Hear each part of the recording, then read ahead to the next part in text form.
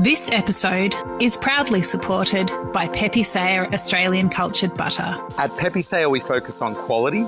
So if someone comes into your restaurant and they see you're using Pepe Sayer, they know immediately that that is a quality product you've got in front of you on the table. And that comes from a decade of just doing quality butter day after day. For more information, go to pepesayer.com.au. I love pork. I think most chefs do. Whole pigs, I just love doing a whole pig, cook it really low and slow overnight, and then just portion that up.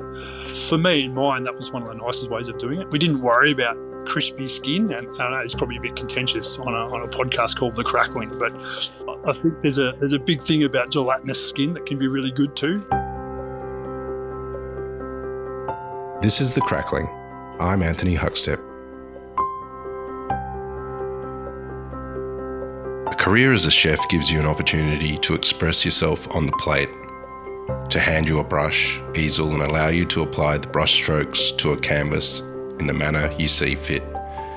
Many have great careers running kitchens owned by others, but sometimes the chance to let go and do your own thing can change the way you approach your craft. And for Cameron Matthews, that opportunity came from the most incredible set of circumstances and a shared adversity.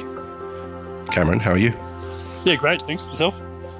Good. I think last time we caught up was a chat on Deep in the Weeds, and you had some pretty big life changes, leaving the Spices group and, you know, taking a new direction with your career, and you've done some amazing things since. How are you at the moment?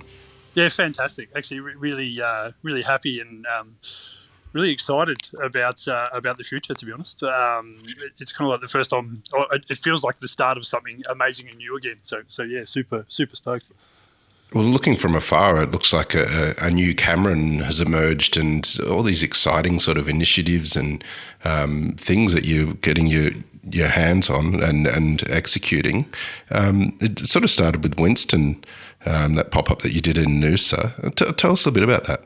Yeah, so Winston was, I guess, looking back at my career, I'm kind of, I've been doing this for a long time now. I think 33 years in November, so, I'm getting a bit long in the tooth. But Winston was, all those ideas and thoughts and whatnot come together to be put on a plate. And it was a real, I guess, a true expression, without wanting to sound all tossery about it, but a true expression of where I'm at as a chef and what I'd always wanted to do. So, so lucky to get into the old wasabi space and have Danielle and the team that were there help me do that. And look, in 5 short months, I think we created a pretty amazing restaurant. It was probably better than my expectations, and it certainly made some waves and some ripples that are still kind of tinkling on. I mean, it was 18 months ago, nearly 2 years ago now.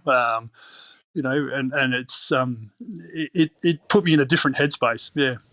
Well, take us back to the impact that it had on you. What did it feel like, sort of having a license to almost do whatever you want compared to sort of the roles that you had previous in your career?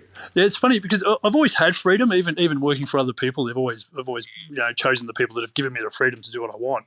But then once you're at the helm and you can actually make the decisions and get the teapot you want and the glass that you want. And all those silly little things is exactly what I wanted. So, it was scary, knowing that every decision was on you, but then also so liberating at the same time. And we cooked some amazing food because there was no one holding anything back. For me in my own head, it was like, no, well, let's just do that. I don't care. It's my restaurant. It's my food. That's what we're doing. I don't have to worry about, are they going to like this? Are they not going to like that? It's just like, well, you know what? If you don't like it, don't come. It was truly and wholly and solely like that. We're here for 5 months. I don't care. I'm doing what I want to do. I'm sort of like, screw it. Let's do it, kind of, you know what I mean? Like let's give it a crack and see what happens. Tell us a bit about the offering that was there. Did pork weave through the menu? Is there any examples of how you used it at Winston? Yeah, so I now have a dish that everyone wants me to put on, and funnily enough, it was a small snack. So we're making a smoked potato donut and wrapping it around pork rillette and then dusting it with some freeze-dried white vinegar. And it's just this mouthful of like the best kind of, corn dog, Pluto pup kind of a thing that you ever have. Like it's so delicious. They're a pain in the ass to make. It's funny how people always want the stuff that's a right pain to make. But it's a thing, and it needs to be a thing. Like my kids always ask me now, like, "Oh, you're making smoked potato donuts," and look, the menu changed every day, pretty much. It changed on a whim. One of the chefs from Winston's with me now at Mapleton Public House, and he keeps telling stories about how I'd come in on a Sunday and go, we're doing a simple scallop dish, and then I'd rattle off what I wanted him to do, and he'd kind of look at me and go, "You said it was simple, chef," kind of, you know what I mean? Or, asking them to braise a piece of pork, at 9 o'clock on a Sunday morning for Sunday lunch and things like that. Yeah, it was interesting. It was so much fun, though. So much fun, and really reinvigorated me after a long time in industry. I think a lot of guys get to a certain point and kind of go, "Yeah, I don't want to take a little bit easy," but now I'm just hungry for more now and want to continue on with the Winston kind of a thing.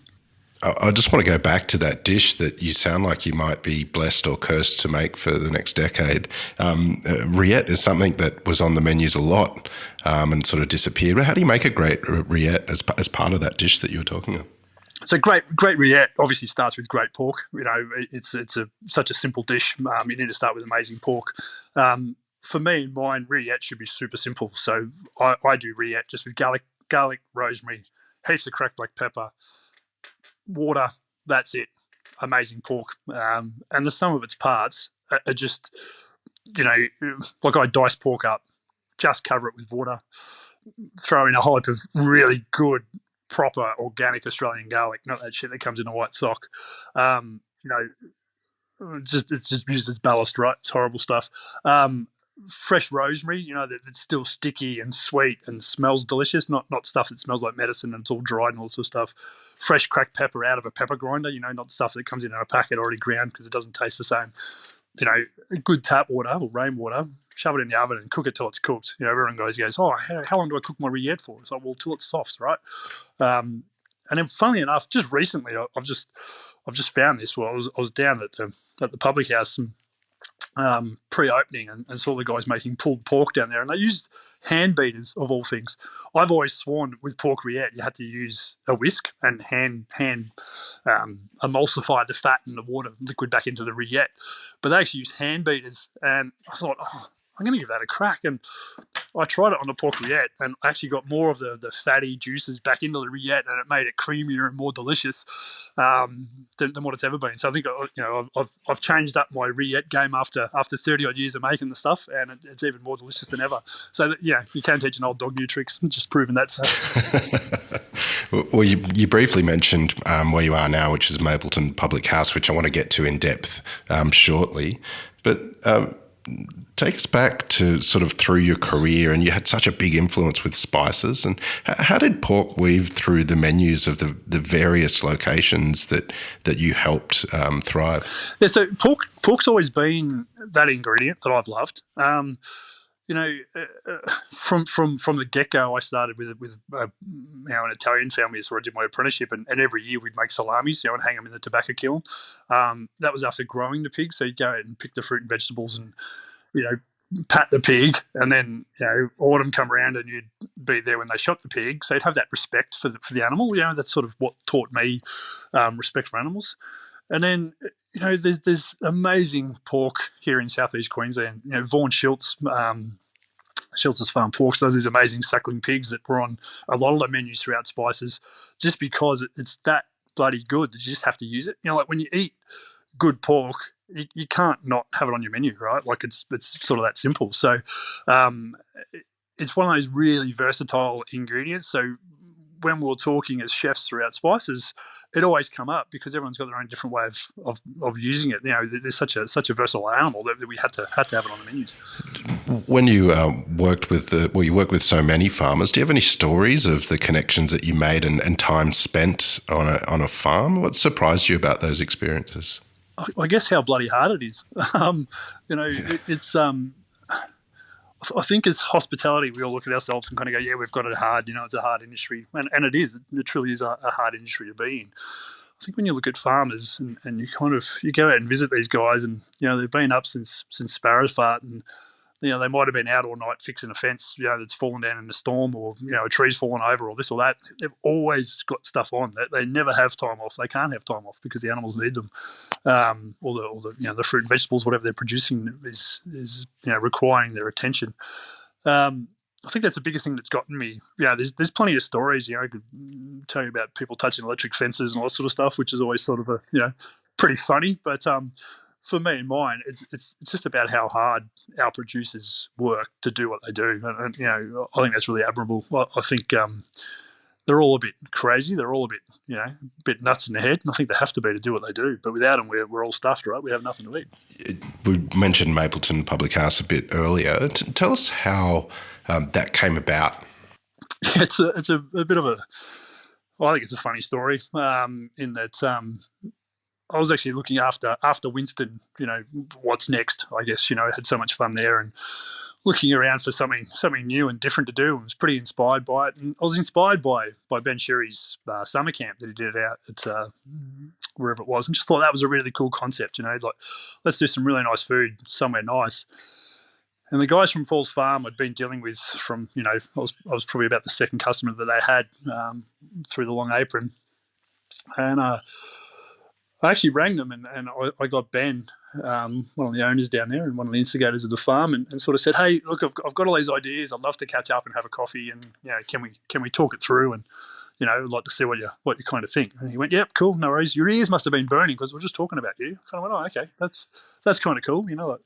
Let's catch up for a coffee. So we actually caught up down in Mapleton, little coffee shop there, and he said, so what are you thinking? And I got all excited about my ideas and sort of rattled off all these things, probably over an hour of things we could do at the farm, and low key stuff, just with bits and pieces lying around, really into that sort of reuse, recycle. Let's make something cool out of nothing. And he's like, yeah, that all sounds really cool. And then he pointed across at the pub across the road, which is formerly called the Mapleton Tavern, and said, what about that? I went, what do you mean? He's going, well, we've just put an offer in. I was like, oh, you bastard! Like, you've let me sit here for an hour talking about all this other stuff, and you've got your hands on that. Like, so it's been there 112 years. It's been in the same hands now for 30 years. These guys are the next owners. It's kind of iconic for the range as a place, but kind of no one goes there or went there. One of those very much a country boozer kind of a pub, and I can't believe that they were lucky enough to get their hands on it, to be honest. And as soon as he pointed to it, it was just like, I don't know, the clouds parted and sun rays came through and little angels and shit come out. It was just perfect, exactly what I've been looking for. And to work with the farm, with Falls Farm, is kind of like every Queensland chef's wet dream, for want of a better way of putting it. It's just such a cool opportunity. I mean, it's a big project and it's going to take us years, but Ben let me bang on about all this stuff that I was thinking about, and then just totally changed my world by a simple point across the road at the big pink building that was sitting across the road. It was fantastic. Well, tell us about sort of the differences with this sort of arrangement and connection in business. You've dealt with amazing producers sort of all your career, but this is a very different setup. How is it different? Yeah, so we're taking probably 90%, I guess, of our fruit and vegetables from the farm at the moment. We're still. So we've been in Mapleton Public House now 2 months, about 8 weeks, 9 weeks. Can't remember; they're all blending into one. Very much the home of the chicken palmy and the seafood platter straight out of Indonesia. All about fresh and local. And we're trying to change that at the moment and bring in a lot more from the farm. So I guess it'll be that connection, that broader connection with the guys at the farm, and working with them. There's just, I guess, the connection at the moment. We're still trying to develop that. It's like I said, it's going to be a work in progress. There's so much we want to achieve. I'm looking at it as a 5 or 10 year project. You know what I mean? Like this is my new spices. Like I was with spices for 12 years. this is what this is going to be like. So, that's a really hard question to answer, in the fact that we can achieve whatever we want to achieve, and there's no boundaries or limits to the business or to what we can achieve. So, to actually answer your question is really hard. I was down there this morning just walking around, eating the Ruby Mizuna because it's my favourite product from down there at the moment. To have that, like, amazing, right? Yeah. Are you having conversations of what to plant from, that chef perspective of what you want to use in the years to come? Well, this is the thing too. It's about a learning curve for me. So learning all these new things. What can we plant? The farm's 3 kilometres from our back door. What can we plant? What can't we plant? What's going to be in summer? What's going to be in spring? So at the moment, our kind of agreement with Christine, who runs the farm, is kind of keep growing what you've been growing, because it's been fantastic, and then we'll work out what we want to use out of that, and then we'll ask other things as we kind of go. The palette of the farm is quite broad and varying, so there's nothing there we're really going to want for. It's just learning those things that we need to go without, I guess, which is exciting in its own self anyway. I kind of believe in being in a bit of a vacuum makes you more creative. So things like celeriac, which for me, the celeriac is the pork of the vegetable world. It's just such an amazing vegetable. It's kind of, it's almost got crackling. It's just a fantastic veg. We can't grow those at the farm, so we can't use them. It's kind of one of those things that we can't use. They're cold set vegetables. We don't really get cold enough, so we can't use any of those. Don't ask me what cold set vegetables are yet, because I'm still learning that myself. So there's just, you can probably hear the excitement in my voice. There's just this whole new world of, I thought I cooked seasonally, and did it quite well, because I don't believe in, 4 seasons. There's seasons for every little thing, and you need to chop and change with availability, right? And I think I've done that fairly well in the past, but I'm coming to realise that I haven't done it at all yet.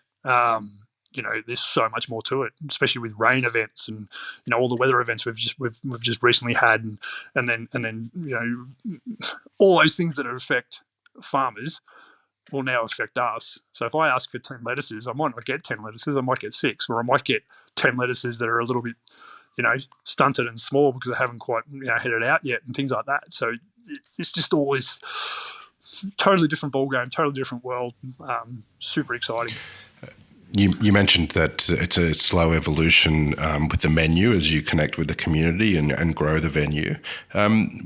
Give us a sense of some of the dishes on the menu at the moment. You mentioned the pulled pork. Can you tell us a bit about that?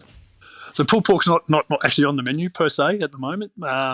We're about to change the menu. So when we went in, it was kind of that. I don't want to be derogatory for what they were doing, because it was quite good for the people that were going there, but it was very much that laminated menu that you could have picked up from this pub and gone to any other pub, in regional Queensland, and gone, I'll have the chicken parmigiana or the salt and pepper calamari, all of this, all of that. We stripped all that out. We now use local calamari on rocket from the farm with homemade tartare sauce, nice and simple. A free-range chicken schnitzel, not a palmy. Shock horror, no palmy. People hate me for that. So we've gone through a transition period over the last couple of weeks, and there's been, some people are pretty pissed off at us because we've taken the lamb roast off, and things like that. Like, there's been a lot of disgruntled people, which we understand and we're kind of a little bit sorry about, but not at the same time. We're going to do what we want to do and what we believe in. In the next couple of weeks, we're changing it up, and we're going to be doing some pretty nice stuff, I think, for a little country pub. Talking pork, there's a braised pork dish that I've done for quite a while, where we kind of take the flavours of porchetta, so fennel and black pepper and all those lovely, lots of garlic, and we braise probably pork shoulder, I think, rather than the ubiquitous belly. Braise the shoulder in there until it's that fall apart, beautiful gelatinous deliciousness.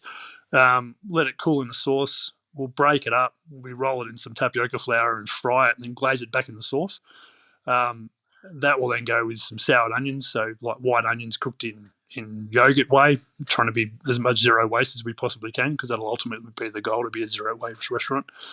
Cook the onions in some yogurt whey so they just lose that rawness, but they'll still be nice and crunchy and sweet. There's pineapples grow about 2 kilometres down the hill from here. It's on the Hunchy, which we'll barbecue on a big smoker and do a version of, braised pork and pineapple, kind of classic 1980s Chinese pub food, right? Maybe some puff-wild rice or something restaurant-y over the top. And then we're also fermenting the skins into like a pineapple skin that will go to like black garlic, and we're going to dehydrate and dust it over the top as this family kind of a flavour. So, dishes like that it's basically a 1980s pub Chinese classic, braised pork and pineapple with your fire engine or whatever you had when you were a kid. That's what I had. And trying to change those things up to see, I guess, how we go, see if I get beaten up or not by the people that want their steak sandwich back. We'll see how we go. When we last caught up, you talked about creating more sustainable kitchens and a safer space for employees as well in kitchens, sort of moving forward. How different are your kitchens, with Winston and Mapleton Public House compared to the ones that you cut your teeth in? Yeah, so we've just we're actually closed today on Tuesday. We're normally 7 days a week, lunch and dinner, but we've made the decision to close on a Tuesday because we're like everybody, a bit short-staffed in the kitchen at the moment. So to make sure everyone gets their 2 days off, we've taken the decision to close a day.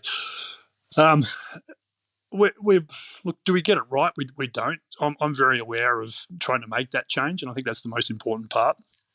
I send my guys out if they've got 2 minutes before service. I think even 2 minutes is important to go outside, stand in the sun, take a big deep breath. We do a lot of those small. No, they seem a little bit silly when you talk about them, but I think they make a big difference. I think the best part about where we are at the moment is everybody's on the same page and everybody's working towards that as well. I think it's just about being aware. So to create a more sustainable kitchen for ourselves, it's about being more aware about trying to do that, and that'll be a process as well. But we're certainly inspired by the kitchens to get that right and seem to do a really good job around that. I think a lot of chefs seem to think that when I talk about a sustainable kitchen and making it better for ourselves, I think a lot of them think it means not working hard and not pushing on, mate. You got to push on, mate. It's about being better and doing that. Talking about sustainability, the last 2 months, I've hardly taken a day off because, new business and you push and push and push. We got to a couple of weeks ago and I couldn't come up with a new dish. I just couldn't be creative. It was just at that point. It was almost like writer's block. It's like, what are we going to put on the menu? I took a day off last week, or 2 days off last week, and wrote a whole new menu, and I'm now like, we've got to put this on and we've got to put that on, and it kicks off in your head and really makes a difference. So those things are really prevalent within the kitchen at the moment, and we're not getting it right yet, but we will. Maybe in 2027 or something, we can have a chat and I'll tell you what we've done. Over your career, you've made an incredible impact and won many accolades as well. Is there any sort of pork cuts that have been your favourite in restaurants over the years, and can you tell us the best way that you cook them? Look, I love pork. I think most chefs do. Whole pigs, I just love doing a whole pig. We used to get Schultz's pork at the long apron, and we'd bone out the whole pig, cut it into quarters, fold it over on itself so you get a little bit of shoulder and a little bit of belly together, pack it full, cook it really low and slow overnight, and then just portion that up. For me and mine, that was one of the nicest ways of doing it. We didn't worry about crispy skin, and I know it's probably a bit contentious on a podcast called The Crackling, but I think there's a big thing about gelatinous skin that can be really good too. I don't think the gelatinous skin podcast probably sounds the same, but anyway, it's sometimes everyone gets carried away about the crispy skin, but sometimes about that delicious fatty pork underneath. So one of the dishes that really stands out for me though over the years was exactly that. It's one of the Schultz's farm pigs. So they're only about under 20 kilos, that really nice kind of size, not suckling, but not any bigger. and we'd fold it in half and just take nice slices of this beautiful, really milky white, teenage pig. And we actually made a sauce out of an aged goat's cheese that tasted very barnyardy. So we turn that into like a milky white sauce. Serve it with sour onions. I'll have crispy white onions with pork. I think they go really well together. And then some different kales. Much aligned vegetable. Most people hate them, but we do like sautéed kale with like fennel and coriander seed, some green coriander seeds through there, and then a little bit of really roasted kind of kale oil. Not a clean punty kind of oil, but a really grungy kale oil. And then when you ate the dish, it tasted really, I use the term barnyardy, and I mean that in a nice way. It tasted of hay and milk, and it was really different for a pork dish. And it was just delicious. And I like that dish because it shows how versatile pork is. It's not just about, roasting a belly or just a roasted crispy skin. Having said that, we do porchetta on weekends at the public house, and it walks out, beautiful rolled belly, and gets cooked with a bit of liquor smoke on it. It's absolutely gorgeous. Look, pork neck, pork jowls, pig's ears, tails, tête de pork, terrine, rillette, pâté, livers. Oh, you name it. It's all good, right? You mentioned you've been in the industry for around 30 years, a bit earlier. Has this new approach, though, that you've had in this sort of new direction, has it given you a new perspective on a career in hospitality? Yeah, I really think it has. I think what we need to do now is, I guess, looking at guys around my age that are still on the pans and still keen to be in the kitchen and try and keep up with the young fellas, is to realise that it's changed, and there's no changes that you can specifically point at. Every kitchen's going to be different now. Every we all bitch and moan about young people these days, but they're all just different, right? So we need a change. We're the dinosaurs.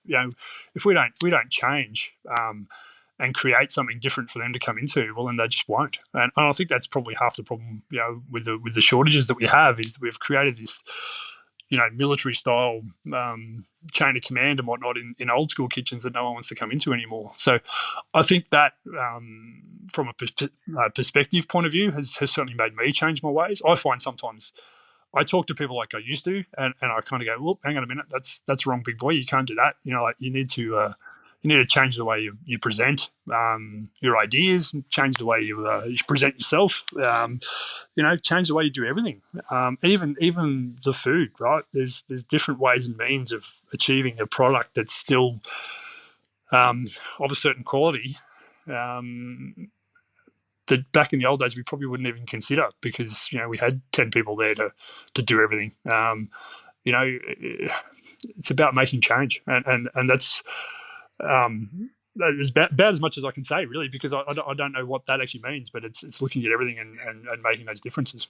Well, the changes that you're making in your own career is quite exciting for all the diners out there with the experiences that you're creating. What are you sort of looking forward to over the next couple of years? That's a really good question. Days off. Creating something, I think. With what I've done in the past, there's now these young guys. They're not even that young anymore. Out doing some amazing things, and you've spoken to a couple of them through different podcasts and whatnot.